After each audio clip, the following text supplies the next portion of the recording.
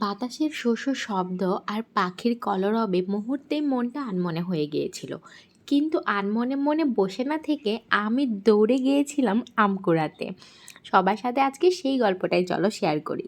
আসসালামু আলাইকুম এভরিওয়ান, কেমন আছেন সবাই? আশা করি ভালো আছেন। আমিও আলহামদুলিল্লাহ ভালো আছি। ঈদের ছুটিতে বাড়িতে গিয়ে এবার অনেক আনন্দ করেছি। আর সবথেকে ভালো লেগেছে এই ঝড়ো হাওয়া, তার মাঝে আম কুড়ানো। পুরো আমের সিজনে পড়েছিল এবার ঈদটা। আর আমি তো এমনিতেই আম বলতে দেওয়া না, তার মধ্যে যদি আবার ঝড়ে আম কুড়িয়ে খাওয়ার ব্যাপার হয় তাহলে তো কোনো কথাই নাই। ছোটবেলায় পড়েছিলাম, ঝড়ের দিনে মামার দেশে আম কুড়াতে সুখ, পাকা জামের মধুর রসে রঙিন করে মুখ। কিন্তু মামার দেশে না, এবার আমি আম কুড়ালাম শ্বশুরের দেশে। দেখেন কি সুন্দর ঝড়ো হাওয়া, চারপাশে আর টুস টুস করে আম পড়ছে।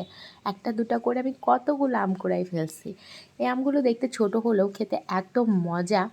তো পাশেই আরেকটা গাছ পুকুর পাড়ে আমাদের, তো এই গাছটাতেও দেখলাম লাল লাল হয়ে অনেকগুলো আম পেকে আছে। এই গাছের নিচে লিখন আর সিয়াম আম কুড়াচ্ছে, আমিও দৌড়ে চলে আসলাম এই গাছটার নিচে। আর এখানে এত ভালো লাগতেছিল পুকুর পাড়ে আম কুড়ানোর মজা, জাস্ট আপনাদেরকে বলে আমি বোঝাতে পারবো না, জাস্ট ফিল ইট।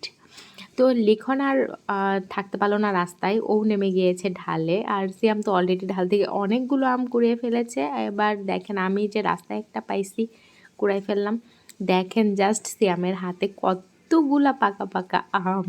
ওফ, মানে ঝড়ে ভাবে আম কুড়িয়ে খাওয়ার যে মজা, আর সবাই মিলে আম কুড়ানোর যে একটা স্বাদ।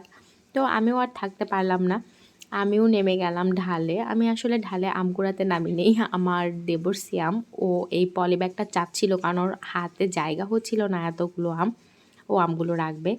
তো আমি অনেক রিস্ক নিয়ে এই যে ঢালে নেমে ওকে পলিথিনটা দিচ্ছি যাতে ও আমগুলো রাখতে পারে এটাতে। আম কুড়াতে কুড়াতে আমি বারবার হারিয়ে যাচ্ছিলাম এই ঝড়ো হাওয়ার মাঝে। পুকুর পাড়ে এরকম ঝড়ো বাতাস, মানে কি যে ভালো লাগে। আমাদের দেশের 6টি ঋতুই আসলে এত সুন্দর, যদিও আবহাওয়া পরিবর্তনের কারণে পুরোপুরি এখন সেই সৌন্দর্য প্রকাশ করে না প্রকৃতি।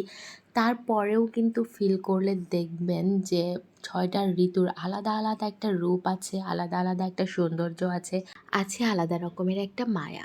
আর যে মায়ায় আপনি পড়ে যাবেন বারবার।